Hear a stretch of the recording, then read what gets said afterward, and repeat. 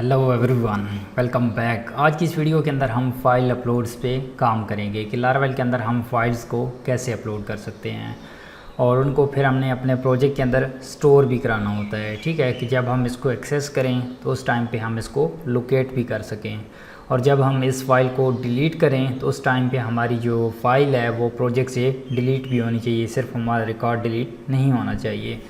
तो इसके लिए मैं क्या करता हूँ, यहाँ पे हमारे पास जो पोस्ट का हमारे पास CRUD था, मैं इसको इसके अंदर इम्प्लीमेंट करता हूँ ताकि जब हम रिकॉर्ड डिलीट करें तो साथ साथ मैं उसका भी आपको बताऊँ कि आपने फाइल्स को अनलिंक वहाँ से कैसे करना है। तो सबसे पहले हम क्रिएट पेज पे आते हैं और यहाँ पे एक ऑप्शन ऐड करते हैं जिससे हम फाइल्स को ऐड कर सकें। ठीक है, तो उसके लिए मैं एक फ़ाइल चूज़र बना देता हूँ। ठीक है, तो प्रीवियस वीडियोज़ के अंदर हम डिस्कस कर रहे थे कि हमारे पास लोकल स्कोप्स क्या हैं, ग्लोबल स्कोप्स क्या हैं, और इनको हमने समझा। अगर आप इनसे फेमिलियर नहीं हैं तो आप मेरी पिछली वीडियोस देख सकते हैं, वहाँ पर मैंने इनको कम्प्लीटली एक्सप्लेन किया है।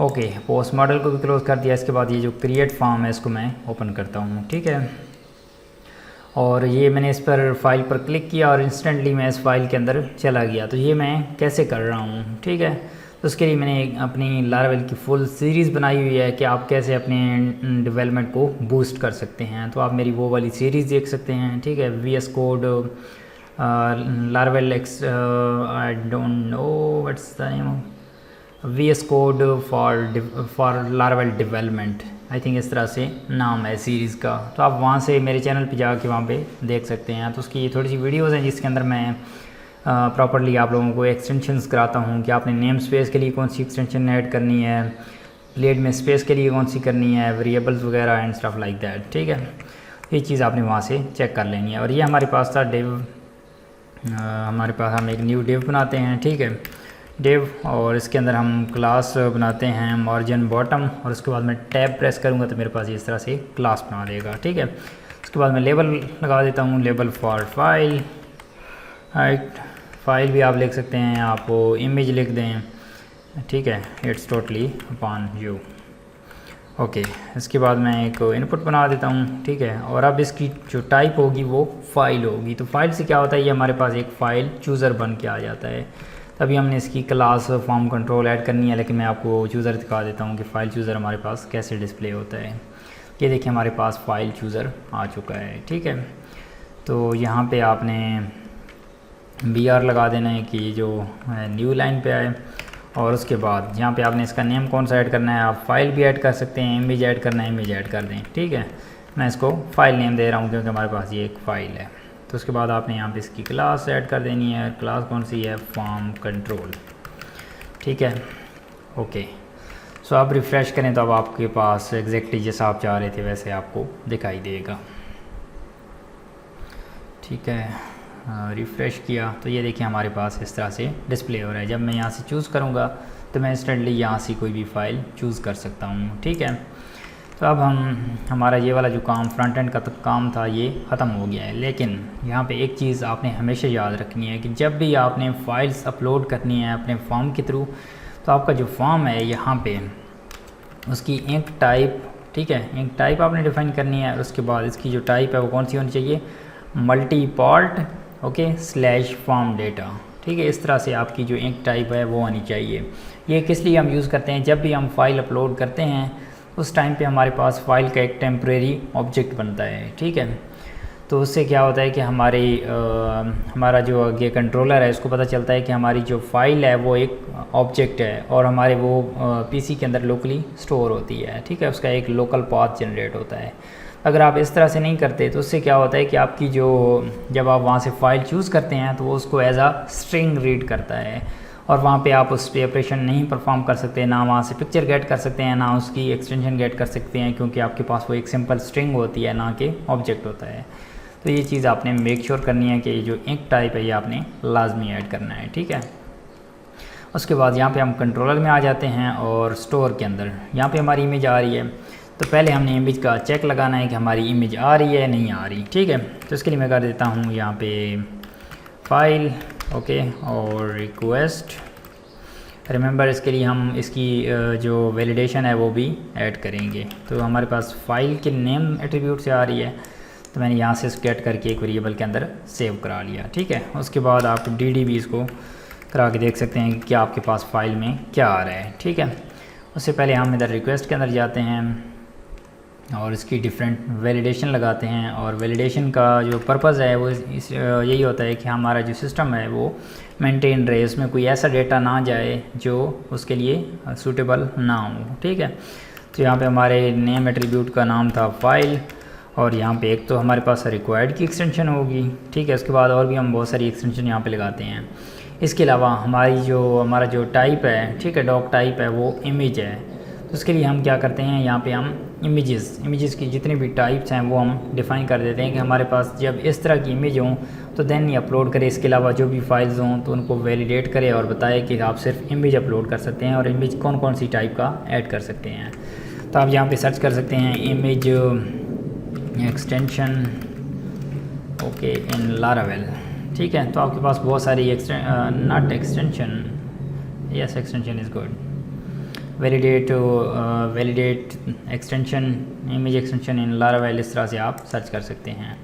So image validation, nice snippets, इनके जो ब्लॉग्स वगैरह होते हैं वो काफ़ी अमेजिंग होते हैं। ठीक है, और प्रिटी स्ट्रेट फॉरवर्ड होते हैं। तो मैं आपको रिकमेंड करूँगा कि नाइस स्निपेट को भी, नाइस स्निपेट्स इनको भी आप फॉलो कर सकते हैं। ठीक है, अच्छा ये देखें रिक्वायर्ड कि वो एक इमेज हो, इमेज उसकी एक्सटेंशन है। ठीक है, आप यहाँ पे आएँ और लिखें कि एक तो वो इमेज हो, ये एक अलग वैलिडेशन है। उसके बाद इसकी आपने माइम्स टाइप डिफ़ाइन करनी है। ठीक है, तो माइम्स क्या है कि बेसिकली वो आपकी जो एक्सटेंशन है उसको प्रीड करता है, और कौन कौन सी हो, जेपीजी हो, पीएनजी हो, जेपेग जो गिफ हो, एसवीजी हो, और ये सारी। अच्छा, इसके अलावा आप इसका मैक्सिमम साइज़ भी चेक कर सकते हैं। अगर आपने इसका 2 MB करना है तो उसके लिए आपको मैक्स 2048 करना है। ठीक है, तो आपको जिस तरह से आप CS या IT के स्टूडेंट हैं तो आपको ऑलरेडी पता होगा कि 1 MB के अंदर कितनी KBs होती हैं। तो यहाँ पे आपने KBs स्पेसिफाई करनी होती हैं। ठीक है, कि यूज़र फॉर एग्जांपल यहाँ पे 2 MB की फ़ाइल अपलोड कर सके तो यहाँ पे आपने KBs के अंदर डिफ़ाइन करना होता है। ठीक है, उसके बाद डायमेंशंस कि इसकी जो विड्थ और हाइट है वो कितनी हो। ठीक है, तब वो वाला जो इमेज हो अपलोड हो। ठीक है, उसके बाद उसकी आप मैक्सिमम विड्थ और हाइट भी डिफ़ाइन कर सकते हैं कि मैक्सिमम कितनी हो।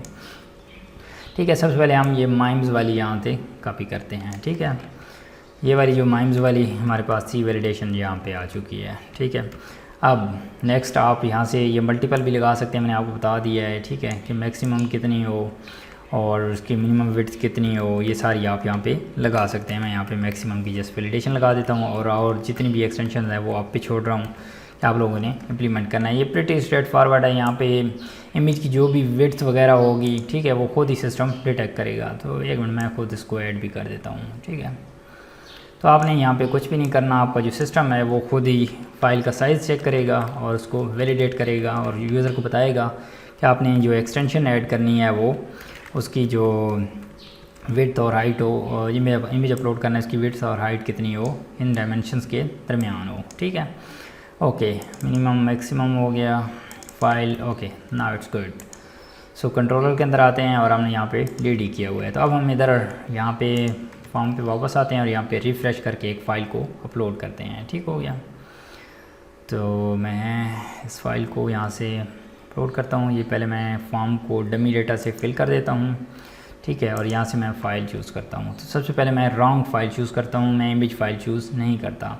लाइक मैंने ये PDF फाइल चूज़ कर ली। ठीक है, तो अब मुझे ये वैलिडेट करेगा कि आप PDF फाइल अपलोड नहीं कर सकते। सबमिट किया मैंने, मुझे रिटर्न बैक करेगा और बताएगा, ठीक है, कि आपने इमेज फ़ाइल अपलोड करनी है, आप डिफरेंट कर रहे हैं। ठीक है, file must be an image, कि आपकी जो फाइल है वो इमेज होनी चाहिए। File must be A type of JPG या इन टाइप से होनी चाहिए।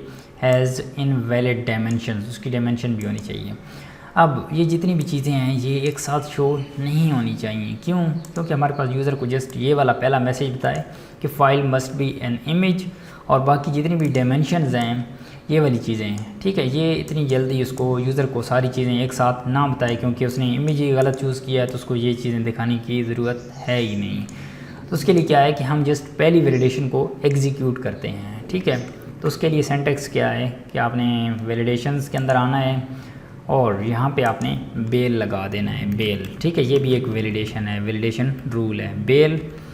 तो ये बेल क्या करता है कि जस्ट पहली वैलिडेशन को एग्जीक्यूट करता है, इसके बाद जितनी भी वैलिडेशंस होती हैं उनको वो एग्जीक्यूट ही नहीं करता। ठीक है, तो इससे ये होता है कि हमारा एक तो जो सिस्टम की प्रोसेसिंग होती है वो कम होती है, और जो हमारा यूज़र होता है इसको भी एग्जैक्ट मैसेज का पता चलता है, बजाय इसके कि हम उसको ये जो एक्सटेंशन ये भी दिखाएं। तो ये देखिए हमारे पास अब ये बता रहा है कि file must be an image, बाकी एक्सटेंशन उसको नहीं बता रहा। जब वो इमेज अपलोड करेगा, इमेज रॉन्ग होगा तो उस टाइम पे बताएगा। तो ये सूटेबल मैसेज यूज़र को सूटेबल टाइम पे दिखाना है हमने। ठीक है, अच्छा अब मैं यहाँ पे आ जाता हूँ और यहाँ से एक इमेज चूज़ करता हूँ। ठीक है, आप डिफरेंट जब भी कोई ज़िप फाइल चूज़ करेंगे ये खुद ही आपको बताएगा। यहाँ पे मैंने चूज़ किया यूज़र इन्फॉर्मेशन डॉट png। ठीक है, सबमिट करें। तो अगर आपके पास इसकी डायमेंशन वगैरह सही होंगी तो ये वहाँ पे dd हो जाएगा। ठीक है, तो ये देखिए हमारे पास इनवैलिड इमेज डायमेंशंस। ठीक है, तो अब हम डाउनलोड फोल्डर के अंदर जाते हैं और इसकी डायमेंशंस चेक करते हैं कि हमारा जो इमेज है उसकी डायमेंशंस कौन कौन सी हैं। ठीक है, यहाँ पे मैंने इसकी प्रॉपर्टीज़ को ओपन किया। ठीक है, ये वाला जो हमारा लेक्चर है थोड़ा सा लेंथी होगा, लेकिन कोई बात नहीं, आपने इन चीज़ों को थोड़ा सा देखना है। डायमेंशंस कितनी हैं? 16 32 मल्टीप्लाई बाई 5 17। ठीक है, और हमने यहाँ पे कौन कौन सी मैक्सिमम डिफ़ाइन की हुई है। उप्स, मैक्सिमम हमने डिफ़ाइन की हुई है। हाइट कितनी है? 100। No, this maximum width 100 and this would be also 100, right. So यहाँ पे अगर आप 200 कर दें, ठीक है, या इसके मुताबिक कर दें, जो इसका हमारे पास 16 32 है। ठीक है, आप 16 50 कर दें, उसके बाद 600 कर दें, तो ये आपके पास एक्सेप्टेबल हो जाएगी फ़ाइल 16 50। ओके, आप कोई भी यहाँ पे एक्सटेंशन यहाँ पे उसका जो उसकी जो विड्थ और हाइट है आप कोई भी डिफ़ाइन कर सकते हैं। 600 और 16 50। ठीक हो गया, तो अब ये हमारे पास वर्क करेगा। ठीक है, यहाँ पे आते हैं, देखते हैं अगर वर्क नहीं करेगा तो इसको हम मज़ीद डिबग कर लेंगे। ठीक है, तो यहाँ पे आते हैं हम यूज़र इन्फॉर्मेशन, सबमिट करें आप इसको। इसने रिफ़्रेश किया और अब हमारे पास जो ये dd इसको कर रहा है, इसका मतलब क्या है कि ये वैलिडेशन पास हो गई है। ठीक है, तो अब हमारे पास जो मैक्सिमम की वैलिडेशन थी वो से हम गुजर चुके हैं। अब हमारे पास ये देखिए हमारे पास ये CXAMPP टेम्प। ठीक है, ये इसका टेम्परेरी पाथ जनरेट कर रहा है, क्योंकि हमने वहाँ पे एक टाइप मल्टीपॉट किया था, जिसकी वजह से इसे पता चल गया हमारे पास ये जो अपलोड हुई है ये फ़ाइल है। ठीक है, उसके बाद उसका पाथ भी टेम्परेरी है और ये सारी चीज़ें टेम्परेरी आ रही हैं। अब हमने इससे अपनी फ़ाइल का नेम कैसे गेट करना है, ये वाला जो ओरिजिनल नेम है ये कैसे गेट करना है। ठीक है, इसकी टाइप को कैसे गेट करना है, इसको सेव कैसे कराना है, वो हम आगे चल के देखते हैं। तो हमारी ये जो वीडियो है ये थोड़ी लेंथी हो रही है, तो मैं जितनी भी नेक्स्ट चीज़ें हैं वो आपको नेक्स्ट लेक्चर के अंदर कवर कराता हूँ। तो आपने नेक्स्ट लेक्चर मिस नहीं करना, वो काफ़ी अमेजिंग है। ठीक है, उसमें हम स्टोरेज को भी डिस्कस करेंगे कि हमारे पास स्टोरेज डिस्क कौन कौन सी हैं, और हमने जो इमेज है वो पहले कहाँ पे स्टोर कराना है, और उसके बाद हमारी जो अदर स्टोरेज हैं वो उनको हमने लिंक कैसे करना है। तो मैं आपको मिलता हूँ नेक्स्ट वीडियो के अंदर, तब तक के लिए बाय बाय।